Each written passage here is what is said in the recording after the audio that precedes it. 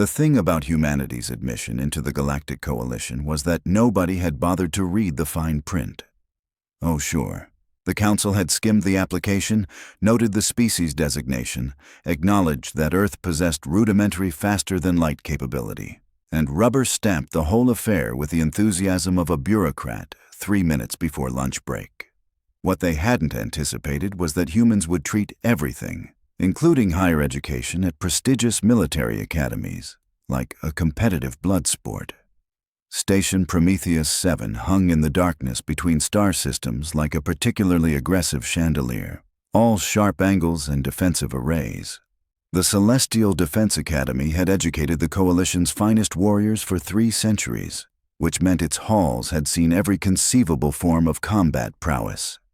Scaled behemoths from high-gravity worlds, ethereal energy beings who could phase through solid matter, 6-limbed predators with reaction times measured in microseconds, and then there was Ren. Ren was human, which already marked her as something of a statistical anomaly in a galaxy that had largely written off Sol 3 as that death world with the enthusiastic primates. She stood at an unremarkable height, possessed an unremarkable build, and had unremarkable brown hair that she kept tied back in a manner that suggested she'd rather be setting things on fire than styling it. What was remarkable, much to the consternation of species with millennia of warrior traditions, was her winning streak. 43 consecutive victories in the combat simulation arena. 43 alien warriors who'd limped back to their dorms, wondering if perhaps their ancestors had been too hasty in abandoning ritualized combat in favor of diplomatic solutions. The current record holder, for context, was a Vrelnathi battlemaster who'd managed 37 wins before getting cocky and challenging a gravity well to single combat. The gravity well had won. "Your aggression parameters are still reading abnormally high," observed Boros, the Academy's senior combat instructor, reviewing Ren's latest neural scan with the air of someone discovering mold in their lunch. Boros belonged to a species that resembled what would happen if an octopus and a philosophy professor had a regrettable incident involving exotic radiation. His 3 primary eyes blinked in sequence, a gesture his students had learned meant deep concern or mild indigestion. "This level of competitive drive is unusual. Is it interfering with my performance?" Ren asked, which was her polite way of saying, "Am I winning or not?" "No," Boros admitted, manipulating the holographic display with 2 of his 7 manipulator limbs. "That's what concerns me. Your species treats combat training as though someone has personally insulted your genetic line. It's unsettling." Ren smiled, which didn't help Boros's blood pressure. Human smiles, he discovered, could mean anything from genuine pleasure to a prelude to violence, and sometimes both simultaneously. The training hall was a cathedral to controlled mayhem, a vast space where artificial gravity could be adjusted to simulate everything from the crushing pressure of a super-Earth to the disorienting weightlessness of void combat. Along one wall, various species practiced their forms. Yana, a crystalline being whose body refracted light into dizzying patterns, moved through a kata that looked like geometry achieving sentience. Pax, who resembled a very confused bear that had been stretched vertically and given too much coffee, was attempting to master the art of not breaking everything he touched. The advancement medal hung in its case near the instructor's platform, catching the light like a tiny metallic challenge. It wasn't particularly large or ostentatious, just a simple disk of composite metals from a dozen coalition worlds. What it represented, however, was considerably more valuable. First choice of postings after graduation, a full scholarship to advanced tactical programs, and most importantly, bragging rights. Ren had been 3 weeks away from claiming it. 3 weeks of maintaining her streak, 3 weeks of not getting cocky, 3 weeks of proving that humanity deserved a seat at the big kids' table. Then Eli showed up. The transfer student arrived with the kind of timing usually reserved for dramatic irony and natural disasters. He walked into the training hall during advanced melee protocols, which was already a breach of etiquette, and proceeded to watch the ongoing matches with an expression that suggested he was mentally cataloging everyone's weaknesses for future exploitation. Eli was also human, which made Ren's eye twitch in a way that Boros had learned to recognize as the prelude to someone having a very bad day. He was tall, moved with the controlled economy of someone who'd spent too much time in combat armor, and possessed the kind of face that would be handsome if it weren't currently arranged in an expression of calculated assessment. "Ah," said Boros, his translator unit struggling to convey the full depth of his resignation. "Another one." "Another human?" asked Yana, pausing her practice to observe the newcomer with the interest of someone watching a potentially explosive chemical reaction. "Worse," Boros replied. "Another human from their military program. The last one tried to challenge the station's automated defense grid to a duel." "How did that resolve?" Pax inquired, his massive form casting shadows across half the training floor. "The defense grid now has anxiety protocols installed in its programming." Eli's gaze swept the training hall and landed on Ren with the precision of a targeting system achieving lock. Something passed between them in that moment, some fundamental human recognition that made every other species in the room suddenly very interested in being elsewhere. "Is that the famous Ren?" Eli asked Boros, his voice carrying that particular brand of casual confidence that suggested he'd never met a challenge he didn't immediately want to accept.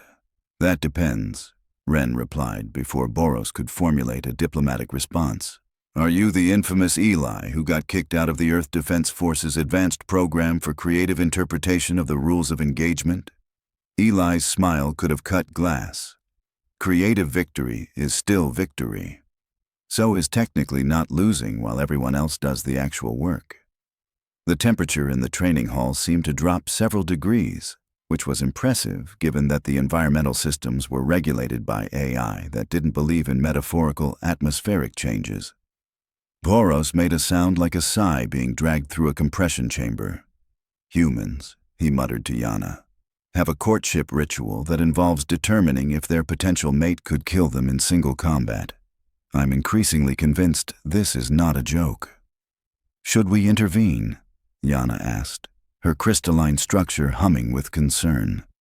"No," said Boros, pulling up the incident report forms on his datapad with the weary expertise of someone who'd done this before. "We document. The Council will want detailed notes on human behavioral patterns for the Xenopsychology Department." Eli had moved closer to the display case, examining the advancement medal with the kind of attention usually reserved for reading hostile intent. "Pretty little thing," he observed. "Shame if someone were to earn it." "Earn it or steal it?" Ren asked, moving to stand between him and the case with the territorial instinct of someone guarding their kill.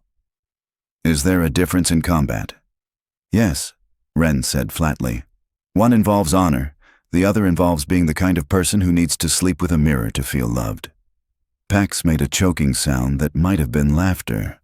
Even Boros's translator unit seemed to pause, as if uncertain how to process that particular insult across cultural boundaries. "The tournament," Eli said, apparently unbothered by the verbal assault, "is in 2 weeks, correct?" "Correct," Boros confirmed, resignation heavy in his mechanical voice. "Good," Eli replied, his smile widening. "That gives me just enough time to prepare to take that medal." He turned and left the training hall with the confidence of someone who just declared war and was looking forward to the opening battle. The silence that followed was the kind usually reserved for the moment after someone realizes they've made a terrible mistake, but before the consequences arrive. "Well," said Yana finally, her voice chiming like distant bells, "this is going to end in either a spectacular disaster or a spectacular relationship. Possibly both." "With humans," Boros muttered, filing his first incident report of what he suspected would be many. "It's always both." Ren stood staring at the door Eli had exited through, her hands clenched at her sides. Her expression suggested she was calculating trajectories, force vectors, and exactly how many regulations she could bend without technically breaking them. "Instructor," she said quietly, "I'd like to request additional training time." "To prepare for the tournament?" To prepare for murder, Ren corrected. Legal, sanctioned, technically within the rules murder. Boros updated his report to include a probability assessment for catastrophic property damage. The algorithm returned a value of 97%, which seemed optimistic. Somewhere in the administrative offices, an alert flagged in the Academy's behavioral monitoring systems. 2 humans, both with exceptional combat ratings, both with documented competitive tendencies, now in direct conflict over a symbol of status and achievement. The AI running the betting pools for the upcoming tournament recalculated its odds 17 times in 3 seconds before crashing entirely, unable to process the variables involved in predicting human behavior under conditions of romantic and martial tension. In the depths of the station, environmental controls prepared for increased power consumption in the training areas. The tournament, everyone silently agreed, was going to be memorable, assuming anyone survived it. Tournament day arrived with all the subtlety of a supernova at a meditation retreat.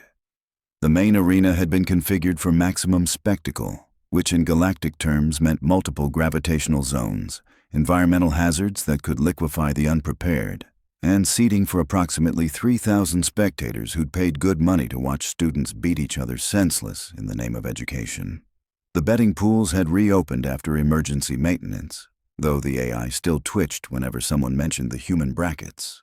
Ren arrived 2 hours early, which was either dedication or obsession depending on who you asked. She'd spent the past 2 weeks training with the kind of focus usually associated with religious experiences or hostile programming. Yana had helped her analyze combat footage. Pax had served as a practice dummy, which he'd enjoyed far more than was probably healthy.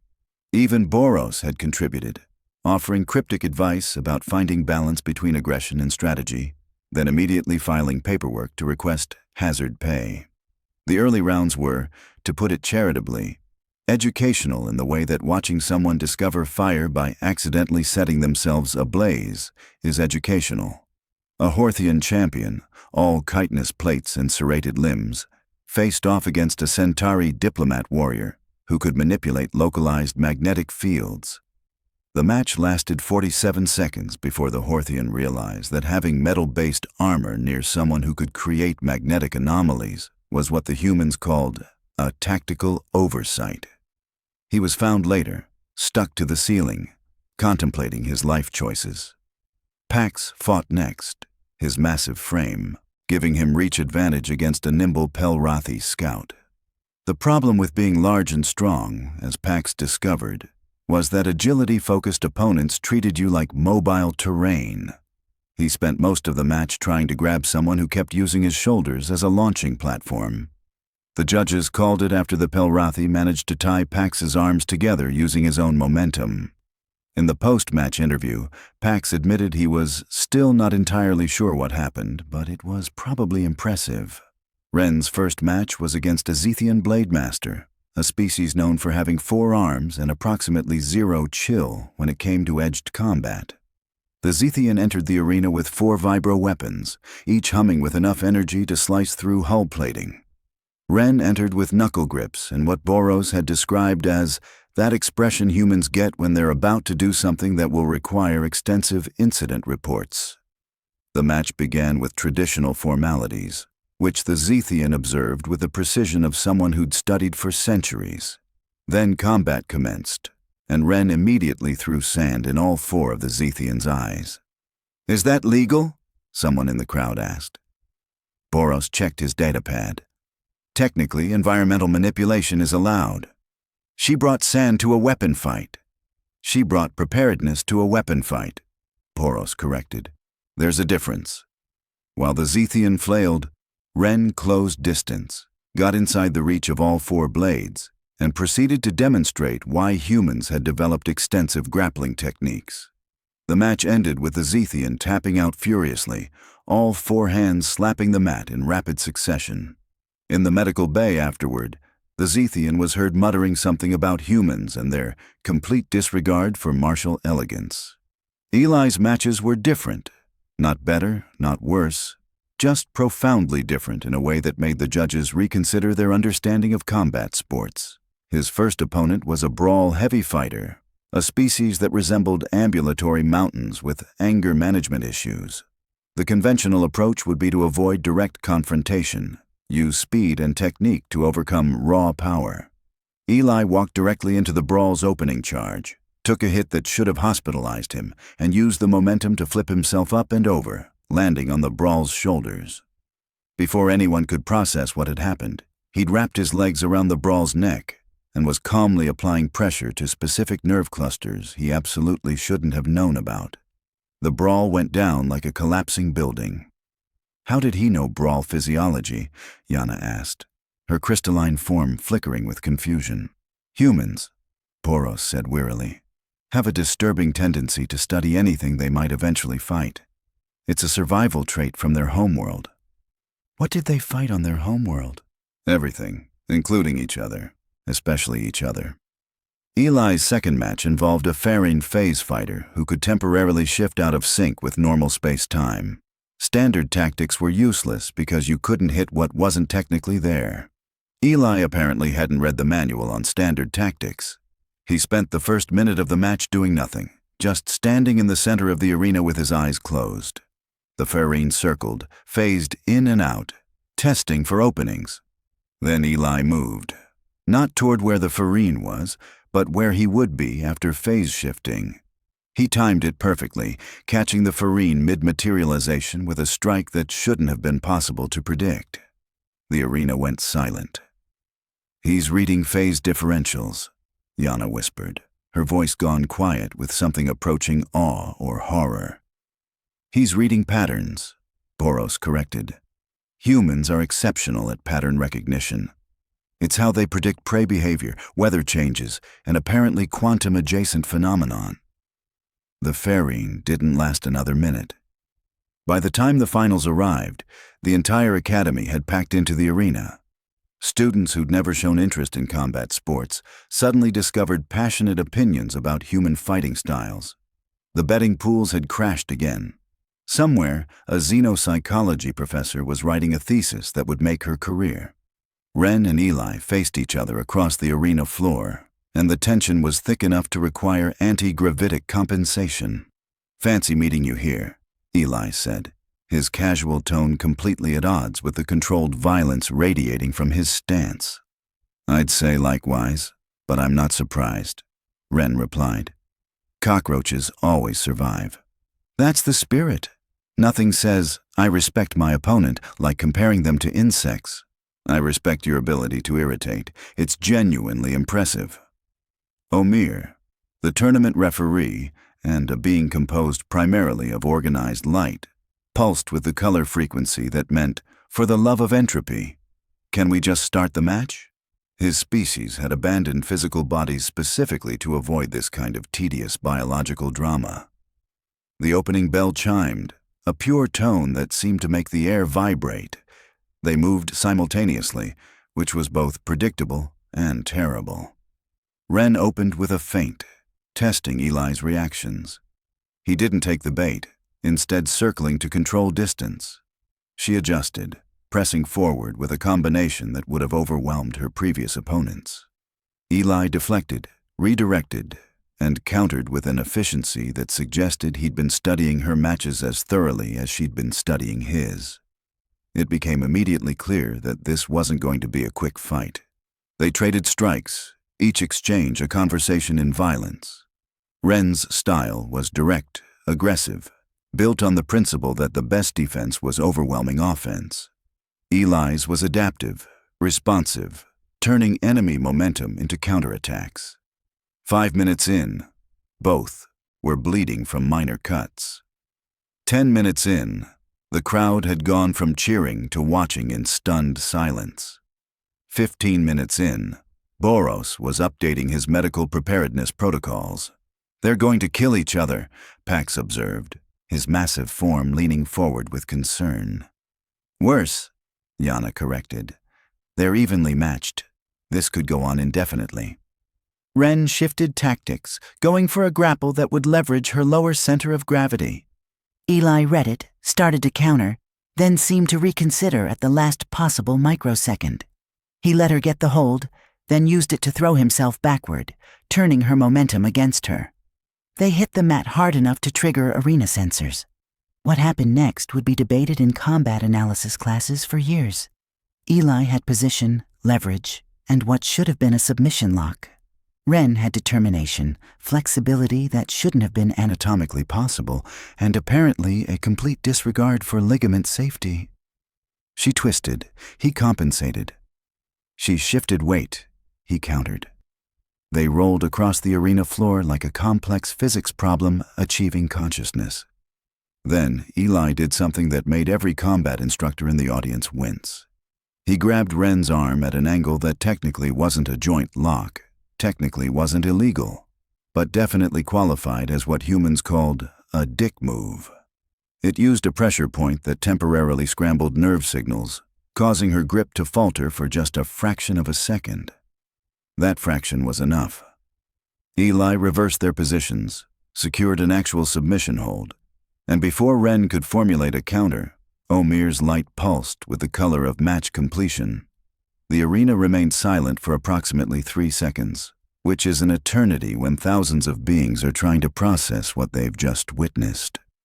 Eli stood, breathing hard, and offered Ren his hand. She stared at it like it was a live explosive. Then she stood on her own, ignored his hand entirely, and walked out of the arena with her back straight and her expression locked in a neutrality that somehow projected more threat than any violence could. Eli watched her go, his expression shifting through several emotions too quickly to identify. "Well," he said to the arena at large, "that went well." Nobody laughed. The medal ceremony happened in what could only be described as aggressive silence. Iris, the academy administrator and one of the few humans in a non-combat role, presented Eli with the advancement medal with all the enthusiasm of someone handing over evidence at a trial. "Congratulations," she said flatly. "Try not to get murdered in your sleep." "Does that happen often?" Eli asked. "We're about to find out." In the stands, Boros was already composing his report. He titled it, "Case Study in Human Competitive Pair Bonding Rituals." Part 1. The Provocation Phase. His supervisor would later ask why he'd labeled it Part 1. Boros, with the weary wisdom of someone who'd seen this pattern before with other species, replied, "Because this is humans.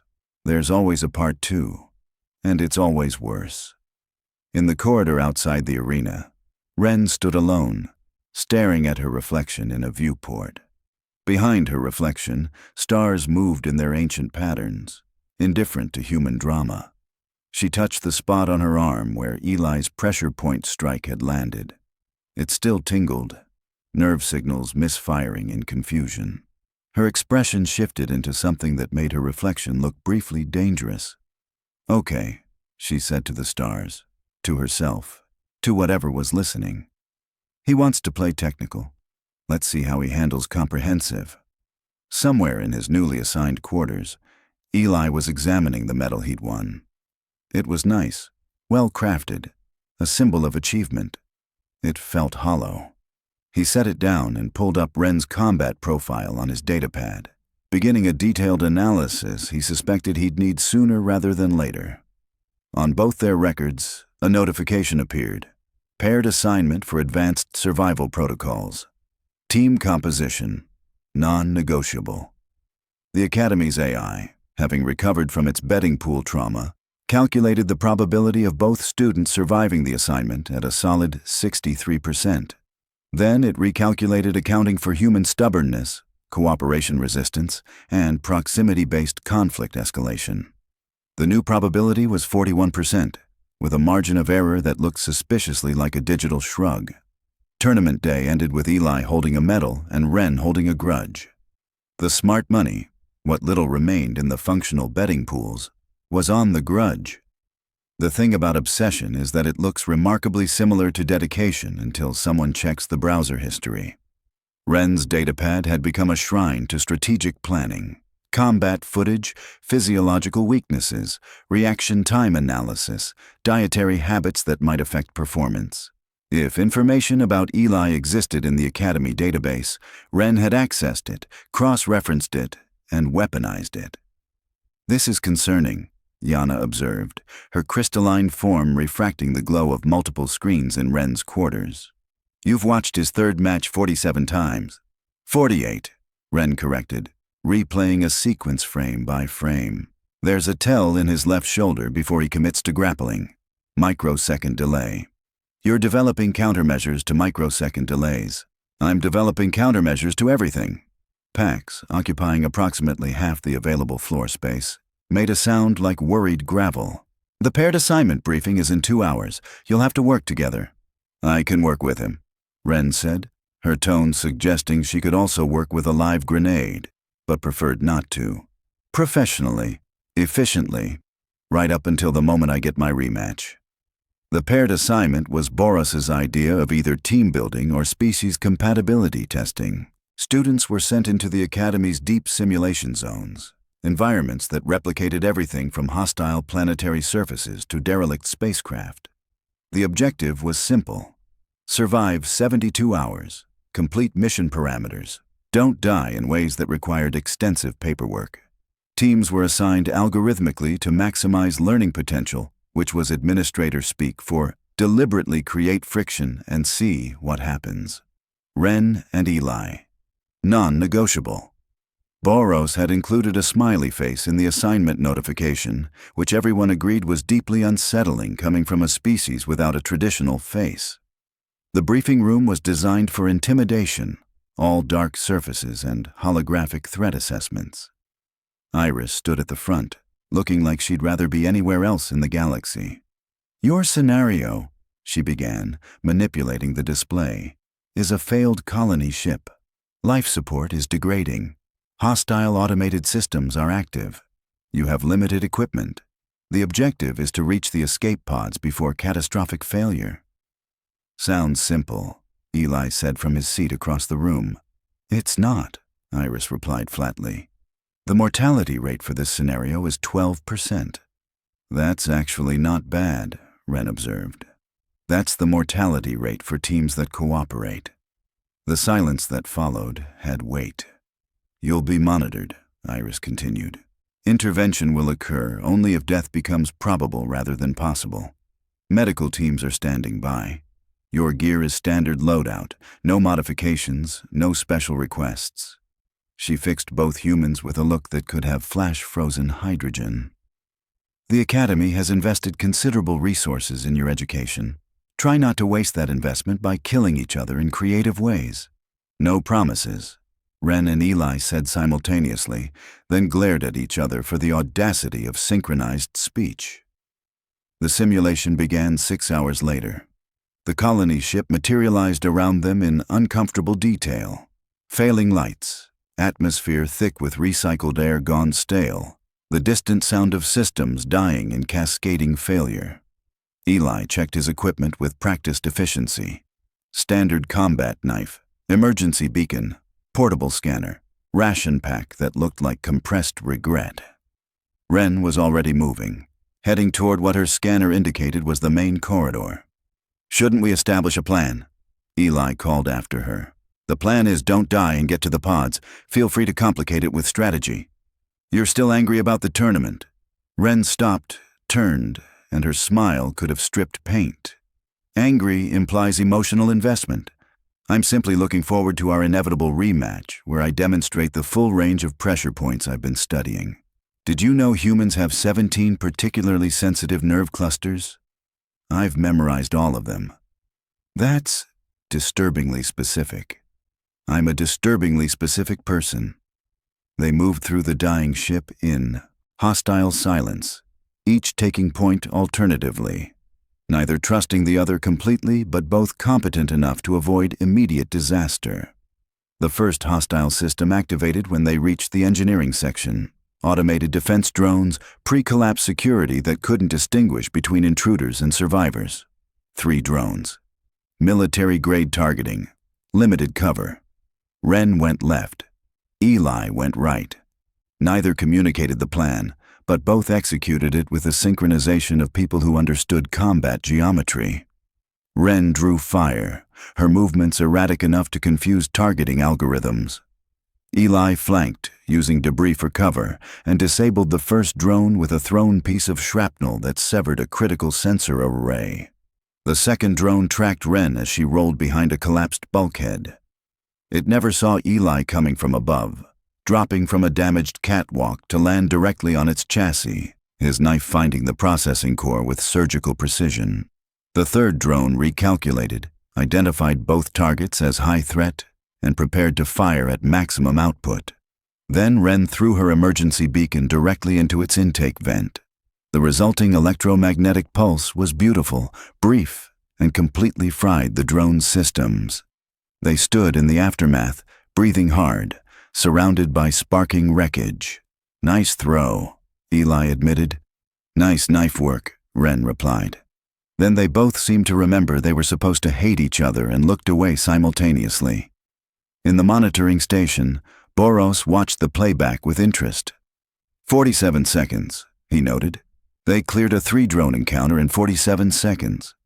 "They're good," Yana observed. "They're better together," Boros corrected, which is going to make the inevitable relationship drama so much more entertaining to document. Back in the simulation, Ren and Eli had reached the central hub. The escape pods were 3 levels up, through sections that were losing atmosphere at measurable rates. "We should move fast," Eli said. "Obviously. I meant we should move fast together, as in coordinated movement." Ren looked at him, really looked at him, for the first time since the tournament. His expression was serious, professional, without any of the cocky confidence from before. "Fine," she said. "But after this, we're scheduling that rematch. Looking forward to it." They moved toward the escape pods, and for the first time since meeting, they moved as a team. The rematch happened 3 weeks later, and the entire academy turned out like it was a religious experience. Which, in a way, it was. The mythology of the first fight had grown in the retelling until people were claiming they'd seen actual sparks when fists connected, which was physically improbable but emotionally accurate. The stakes had evolved. Winner received the prestigious Earth Embassy posting. Loser got frontier assignment on a mining station where the most exciting event was biannual supply deliveries. Ren entered the arena first, her expression carved from stone and bad intentions. She'd spent 3 weeks studying, training, and preparing countermeasures to countermeasures. Every microsecond delay, every habitual movement pattern, every psychological tell. Eli entered second, and he was carrying something. A small box, which he set on the mat between them before Omir could start the match. "What's this?" Ren asked, suspicious of anything that wasn't violence. "Your emergency beacon, from the simulation." She stared at him. "You kept it. You threw it into a drone to save both our lives. Seemed worth keeping." He paused. "You could have used it for yourself. Called for extraction. Let me handle the drones alone." That would have been stupid. That would have been tactically sound. Since when do you care about tactical soundness over creative victory? Eli smiled, and it was different from his previous smiles. Softer, more honest. "Since I realized that beating you once with a technical advantage didn't prove I was better. It proved I was lucky." The arena had gone quiet enough to hear individual heartbeats. "So what?" Ren said slowly. "You're forfeiting. I'm saying fight me at full capability. No tricks, no pressure points, no technicalities. Just skill." Ren picked up the beacon, turning it over in her hands. It was scorched, damaged, a memento of cooperation under fire. She looked at Eli, really looked at him, and saw something she hadn't allowed herself to see before. Not an enemy, not even a rival. An equal. "No," she said. "No, no fight." She held up the beacon. "You're right. You got lucky in the tournament, but I got lucky in the simulation. We're even. The posting can go to whoever comes second in the rankings. I've got a better idea." She closed the distance between them, and for a moment everyone thought violence was imminent. Instead, she extended her hand. Not for a strike, for a handshake. "Partners," she said. "Frontier posting, together, because apparently we're less likely to die when we're annoying each other. Eli stared at her hand like it might explode. Then he took it. "Partners," he agreed. Omir pulsed with colors that translated roughly to, "What just happened and do I still get paid?" In the stands, Boros updated his report for the final time. He titled it, "Case Study in Human Competitive Pair Bonding Rituals. Conclusion: They domesticated each other through mutual violence and nobody died." His supervisor would cite it in academic papers for decades. 6 months later, Frontier Station Persephone received 2 new combat instructors. They arrived together, argued constantly, fought in practice sessions that required structural reinforcements, and were absolutely insufferable to everyone around them.